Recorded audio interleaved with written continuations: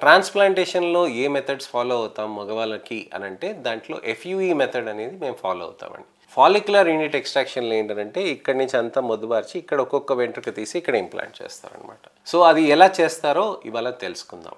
దాంట్లో కొన్ని స్టెప్స్ ఉంటాయండి. ఫస్ట్ స్టెప్ వచ్చేసి మీకు మార్కింగ్ అనేది చేస్తారనమాట.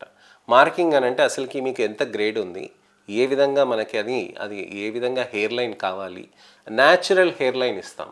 న్యాచురల్ హెయిర్ లైన్తో పాటు మనకి దాంట్లో డెన్సిటీ అనేది ఎంత ప్యాక్ చేస్తున్నాం అనేది కూడా ముఖ్యం అనమాట. ఈ విధంగా డెన్సిటీ ప్యాక్ చేయడంతో వెనకాల డెన్సిటీ దానికి ఎంతవరకు రిలేటివ్గా తగ్గిస్తున్నాం, అలానే మనకి మిగతా డెన్సిటీస్ అనేది ఏ విధంగా ప్యాక్ చేస్తున్నాం మనం గ్రాఫ్ట్స్ని దగ్గరికి అనేది ప్లాన్ చేసుకుంటారనమాట. ఈ ప్లానింగ్ అయిన తర్వాత మీకు వెంట్రుకలు అనేటిది మొత్తం షేవ్ చేస్తారండి. దీన్ని సెకండ్ స్టెప్గా చెప్తాం అనమాట. మూడో స్టెప్ ఏంటంటే మనకి ఇక్కడ అనస్థీసియా ఇచ్చి ఇక్కడ పెయిన్ అసలు రాకుండా ఉండటానికని చేస్తారనమాట.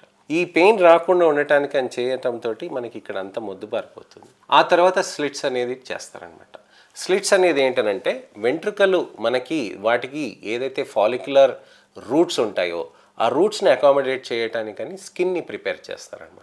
దీనికి మనము సఫైర్ టిప్ తోటి స్లిట్స్ చేస్తామన్నమాట. ఈ సఫైర్ టిప్ అనేది చాలా అడ్వాన్స్ టెక్నిక్. ఇది ఎక్స్పెన్సివ్ టెక్నిక్ ఆల్సో.